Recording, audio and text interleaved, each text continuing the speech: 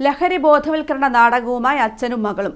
Excise assistant inspector CP പ്രഭുനാഥ് അവതരിപ്പിക്കുന്ന നാടകത്തിനാണ് മകൾ നിരഞ്ജന പ്രഭുനാഥ് സംഗീത നിയന്ത്രണം നിർവഹിക്കുന്നത്. ഇടക്കേപ്പുറം തെക്ക് നവോദയ വായനശാല ആൻഡ് ഗ്രന്ഥാലയം സംഘടിപ്പിച്ച പരിപാടിയുടെ ഭാഗമായി രസതന്ത്രം നാടകം അരങ്ങേറി. ചിരിയും ചിന്തയും നിറഞ്ഞ ലഹരിക്കെതിരായ ബോധവൽക്കരണം ശ്രദ്ധേയമായി. ലഹരിക്ക് അടിമപ്പെട്ട മകന്റെ ചികിത്സയുമായി ബന്ധപ്പെട്ട ഒരച്ഛൻ അനുഭവിക്കുന്ന മാനസിക സംഘർഷം പ്രഭുനാഥ് എന്ന എക്സൈസ് ഓഫീസർ പ്രേക്ഷകർക്ക് മുന്നിൽ വരച്ചുകാട്ടി. നാടകത്തിനൊപ്പം സംഗീതം നിയന്ത്രിച്ച് മകൾ നിരഞ്ജനയും കൂടെയുണ്ട്. 3 വർഷം കൊണ്ട് 250-ലധികം വേദികൾ പിന്നിട്ട രസതന്ത്രം എന്ന നാടകത്തിന്റെ രചന നിർവഹിച്ചിരിക്കുന്നത് സ്വപ്നേഷ് ബാബുവാണ്. ജിജു ഉറപ്പടി സംവിധാനം നിർവഹിച്ച നാടകത്തിൽ പശ്ചാത്തല സംഗീതം നിയന്ത്രിച്ചിരിക്കുന്നത് എക്സൈസ് വകുപ്പിലെ പ്രഭുനാഥിന്റെ സഹപ്രവർത്തകരാണ്. 10ഓളം വേദികളിൽ മകൾ നിരഞ്ജന പ്രഭുനാഥ് സംഗീത നിയന്ത്രണം നിർവഹിച്ചു.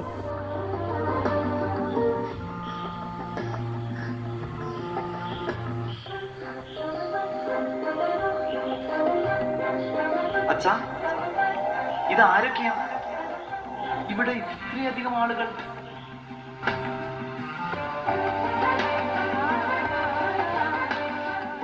സമൂഹത്തെ ബാധിക്കുന്ന ലഹരിക്കെതിരായ പോരാട്ടത്തിൽ ഒരുമിച്ച് അണിചേർന്ന സന്തോഷത്തിലാണ് ഇരുവരും.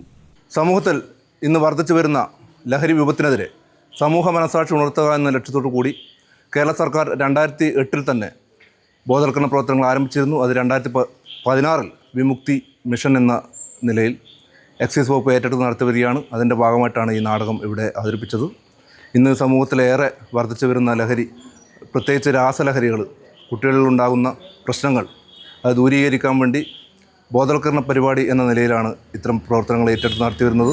ഇതിൻ്റെ സംഗീത നിയന്ത്രണം സാധാരണ എൻ്റെ കൂടെയുള്ള സഹപ്രവർത്തകരാണ് നിർവഹിച്ചു വരുന്നത്. 3-4 ആൾക്കാരുണ്ട്. പക്ഷേ വൈകുന്നേരങ്ങളിൽ അവരെ ലഭ്യത ഇല്ലാത്തതിനാൽ ഇടയ്ക്ക് എൻ്റെ മകൾ എന്നെ സഹായിക്കാൻ വരുന്നു, നിരഞ്ജന പ്രഭു. അവൾ ഇതിൻ്റെ സംഗീത നിയന്ത്രണം ഇന്ന് ഇവിടെ നിർവഹിച്ചു. അച്ഛൻ്റെ ഉദ്യോഗസ്ഥരുടെ ലഭ്യതക്കുറവുണ്ടാകുമ്പോൾ അച്ഛനാണ് ആദ്യമായി ചോദിച്ചതും എനിക്ക് ചെയ്യാൻ പറ്റുമോ, അങ്ങനെ അച്ഛൻ തന്നെ എന്നെ പഠിപ്പിച്ചു. പിന്നെ ഇപ്പോൾ ഏകദേശം ഒരു 10ഓളം വേദികളിൽ ഉദ്യോഗസ്ഥർ ഇല്ലാതിരിക്കുമ്പോൾ ഞാൻ അച്ഛൻ്റെ കൂടെ പോയിട്ടുണ്ട്. News bureau, Pazhayangadi.